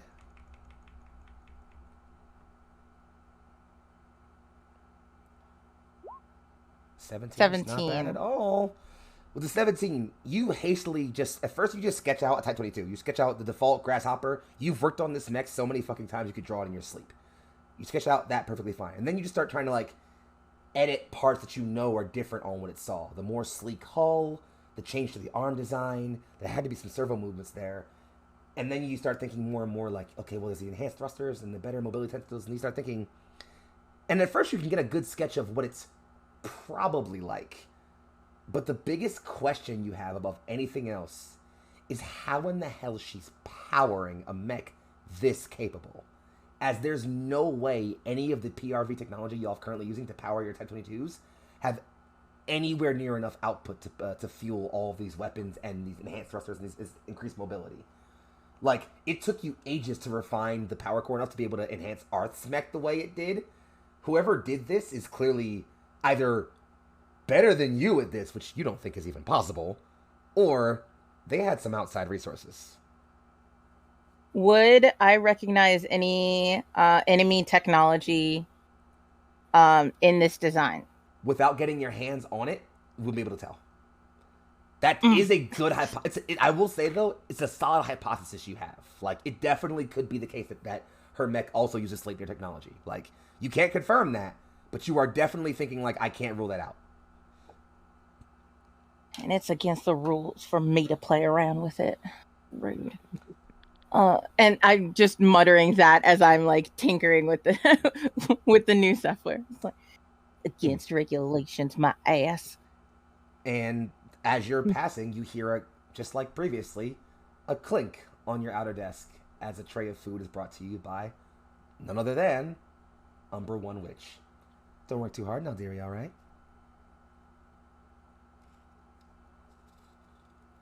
Hi. Sorry, which, before you go, sorry, Mm-hmm. can I ask you a few questions about your new mech, please? If I can answer them, I'll try. Just know, the walls have ears. Right, yeah. And then I start shooting off questions like, so, but the most important one is like, could I see it? You start rattling off questions, and a lot of them she kind of just answers just as quickly. Just used like, how does it function? Not sure. What are the weapons? Enhanced phase nanocloth. They pierce through atoms at the molecular level. And so it's like listing things off, and eventually she just stops answering questions as you keep going. You get to the last one. Can I see it? She freezes for a bit. Not freezes, but pauses. And then cracks a wide smile. Tomorrow night, behind the carrier. Okay. Go alone, by the way. Absolutely. I will see you there. Looking forward to it. She winks at you and turns to walk away. Or I should say more accurately, saunter away. Good night. You as well. By the way, all of the sauntering schematics, the code for the sauntering is based off of her walk. Off of I'm studying motion capturing, which is saunter. I hate this is canon now. Any other scenes we want to handle? We still got some time. Any other scenes we want to resolve real quick? No. Well then, all right. Sounds like someone had somewhere to head to once they left the infirmary. Yeah. Well, the commanders can't stand there all day. Nope. Surely. He's already left. Actually, he's probably back in his quarters by now. Interesting. Could someone on I mean, you're a member of his Lance. Of course you can. Yeah, of course I can. That's not weird. It takes a while, and he says, "Just a moment. The door isn't locked, though." Not locked? Nope. Yeah. Push it open. You push the door open. It's a push door, which surprised you, given the rest of the other doors are like sliding things. Yeah, I was about to say. No. I realized as I did it is a push door, which is a bit surprising actually, given that a lot of other doors maybe seem like his quarters maybe personalized to some degree. You enter and find it looks pretty much like a lot of other officers' barracks you've seen. Spartan, but well decorated. It's got a nice bed in one corner, a desk to the other side, a large battle map where he seems to be making plans, and standing in front of that battle map with a uniform shirt slung over his shoulder. He still has his uniform pants on, thankfully. Not much else, it seems, save a necklace with a locket at the end of it. And just... Oh! I still... Sorry. Facade? And he offers a salute. I don't think you're the one who should be saluting to me. I respect my soldiers. It's only appropriate. Do you talk to all your subjects that way? I think so. Didn't realize that the family Cardelia had such veneration for all of its citizens. Well, let me just say I'm not like my father. What little that may mean.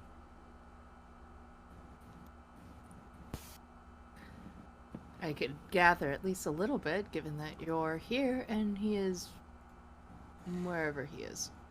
Sitting atop a throne, I bet. Plotting what next for this nation of ours. He says, and then shuts up immediately. I speak out of turn. Forgive me. You're our commander. You could really choose to speak however you want to. Not when I speak of the Lord Commander of the entirety of the PRV. Think that you're not. Okay. I'm doing out of Darby character things, so this is you a got it. funky bitch time. You got it. You're doing great. Okay, Roxanne's gonna take a couple steps forward and just be like, well, I'm not going to tell anybody. Are you? I suppose regulations are only broken if superiors find out about them, yes? Speculation aside, what can I do for you this evening? He turns and offers his chair. I think Roxanne will sit in it, casually. I don't, like... Do you know that scene in that movie? She's the, like, blonde woman. It's, like, a super famous scene where, like, she's being Basic interrogated by the Instinct. police. Mm-hmm. Yes! And she does that, like, leg thing. Mm-hmm. Mm-hmm. I mean, clearly, Facade is wearing pants, Obviously, so it's not so it's a like little she's, less- like, displaying anything. But that kind of, like, laid-back attitude. He quirks an eyebrow, but doesn't say anything. I was very curious if you knew anything about the member of the Umbra Lance who helped us out on the battlefield today. They have a rather unusual mag. You're talking about which, of course. I Was will that say who that was? the new prototype is impressive, but that is probably all I can say about that. Prototype. That's interesting. Does that mean we're all going to receive something like that possibly down the line? Emma would never allow it. That's a shame. The way she moved on the battlefield, surely that would be advantageous for every member of every lance to have. I've only gone through, and you can see him trying to pick the right words to not give away information. I have only gone through some of Witch's file in the time that I've been in command, but from what I understand, her piloting circumstances are unique. I do believe I'm now speaking a bit too much, though.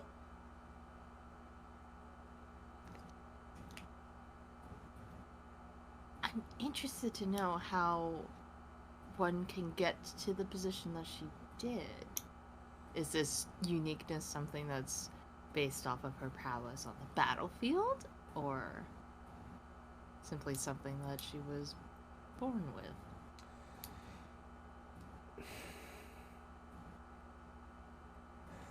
He is kind of clamming up. Like, he definitely has an answer, but doesn't want to give it.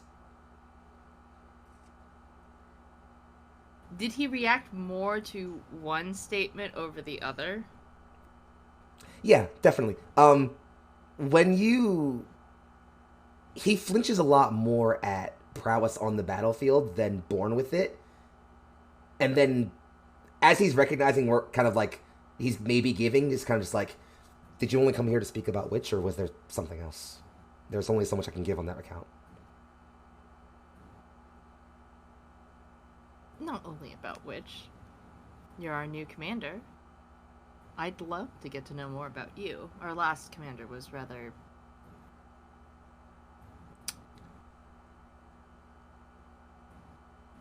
closed off.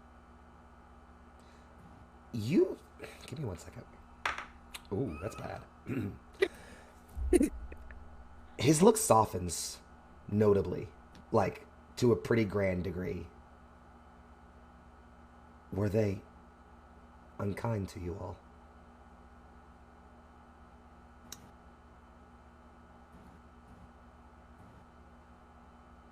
Not the cruelest person I've ever encountered, but certainly not the kindest.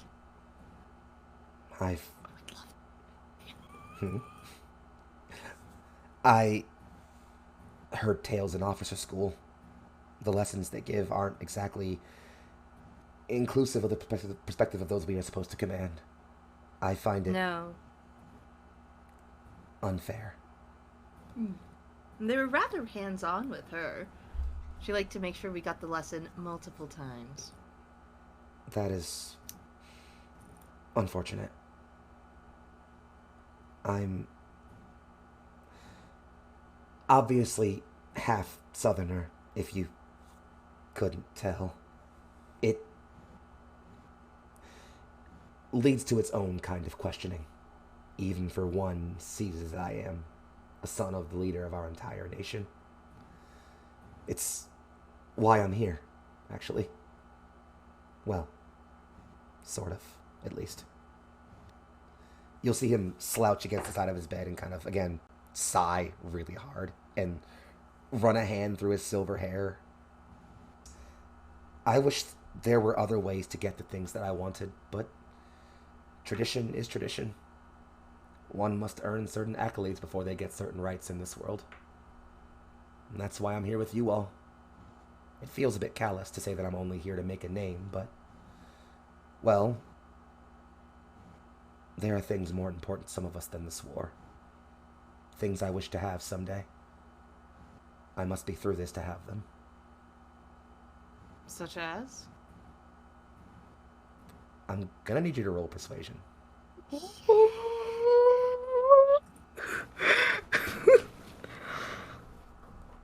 Counter roll on his part. 14. Oof. A family, someday. A wife, children, maybe. Something away from all of this. But in my family, status comes before happiness, so I must earn my accolades, as it were, before I can have the happiness I desire. You can see him notably saddened at this.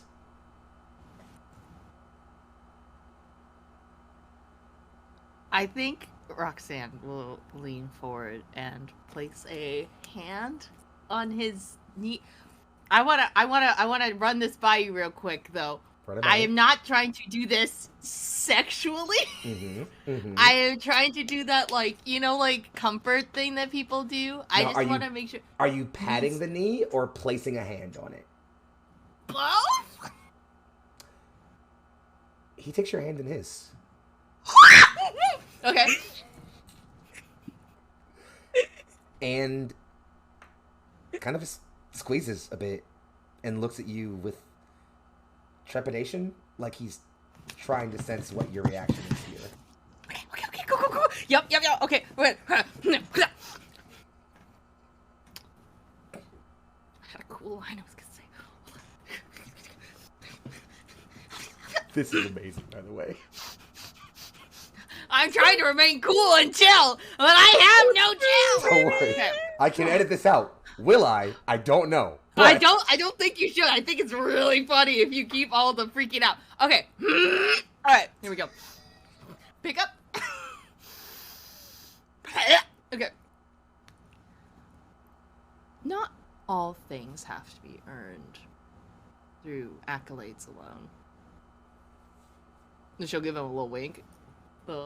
He kind of cocks his eye, just not sure what you mean by that.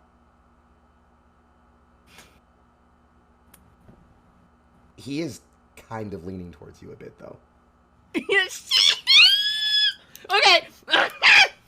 Alright, cool. Yeah, very cool. I'm very relaxed. Yes, my name's Jerry Pack, and I know how to react to these situations. You seem so calm right now. I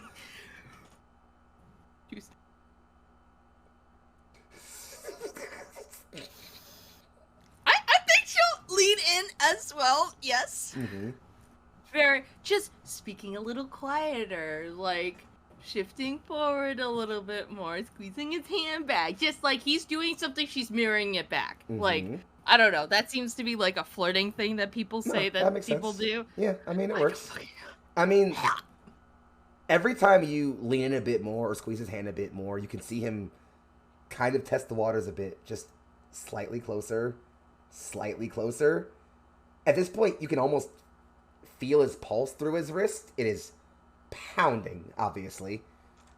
And as he sits maybe half an inch from your face, yeah, he stops. We really shouldn't. Okay, hold on.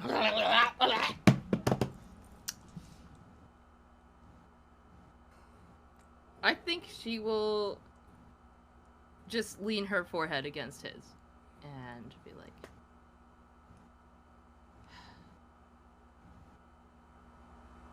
Of course. If that's what you want.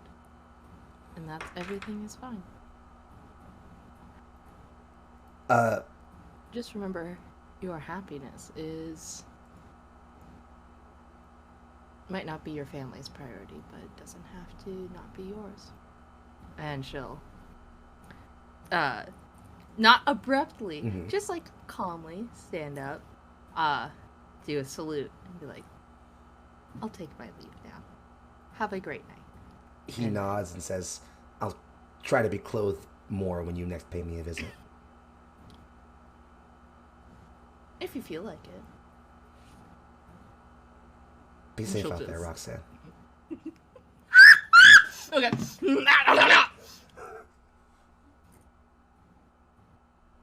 Just a nod and leaves. Yes, cool. Yes, I am super. You did so good. You did so good. I think the scene. All the suaveness. I think the scene we'll part on for the evening is the captain's barrack. Now he resides in alone. He holds up the necklace and unclasps it. The locket opens to a picture of a woman. Lighter skinned, long, darker hair. Honestly, doesn't look all that different from Roxanne, actually. And just, mother, what have I gotten myself into? And then he closes it again, offers it a soft kiss, and the camera pans out of his window up to a long, starlit night as we part for the evening. Thanks for hanging out for a second episode of Stardust Ghost. How we feeling, cast? A question. Internal screaming! I just have a real quick question. Go. How many officers' barracks did this facade go into? Because when you described it, it's just like another officer's barracks. It's like, babe, how do you know what an officer's layout looks like? Why are you worried about what you do with her spare time? I'm just curious. I'm just curious because currently she's my hero, and damn. I'm a plumber on the side, or sometimes I deliver pizza. Copy. I'm just saying, yeah, and sometimes, baths are really dangerous and you need a lifeguard. Darby outing how much That's porn she watches. absolutely fair. I only know memes. I literally only know memes. Oh, or the infamous getting stuck under your feet. Stuck in the dishwasher. Mm-hmm. Oh, Okay. You can't see it, but my mouth is like agape right now. Like I've been staring open mouth for the past 30 minutes. All and right. I'm so glad you can't see the stupid expression I have on my face or whatever. Yo, the I word you literally use. clutched my pearls. I Holy know. crap. All right, 30 seconds. Let's get you dweebs out of here. We're going to swing it real across real quick. Doc, say goodbye. Bye, everyone. Oh my god. Roxanne? Me. Hi. Goodbye. Good job. Well done. I did it. Akemi or Mika? So that just happened. It sure did. Zima? Have a good evening or whatever time zone you're in. See you later. Bye. Zima? Me? Yeah. Hi. Bye, I mean. Have a good day and take care of yourself. You got life. I don't know, bro. So I'm learning that when I break one of you, I break all of you. Good. This is good. Lastly, Michelle, say goodbye. Bet. Auf Wiedersehen, au revoir, sayonara, all those words. Have fun. We're all good. Everything's fine, clearly. Darlings, we've been Neon Lights Roleplay. This has been Stardust Ghosts, and you have all been incredible. Stick around for the credits, and we'll see you next time. Bye-bye.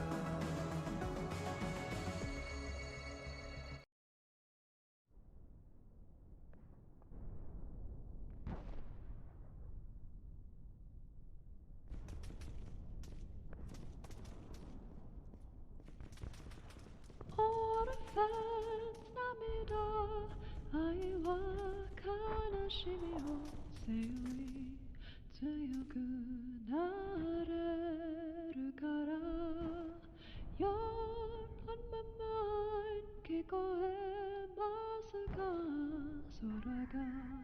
歌うブルース。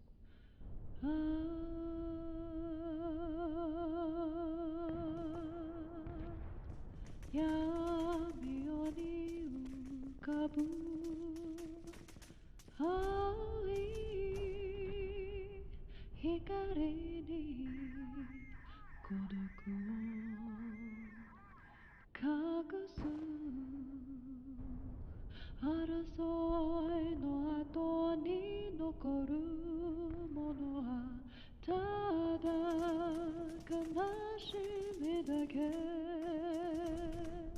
つわものたちは夢のかけらに何を見るのだろう。オルファンさら僕らは今希望という船を出そう。You're on my mind この切なに空が歌うブルース。オルファンズ友よ手を振る君は戦う意味を知っていたの。Love on my mind この時代に愛を歌う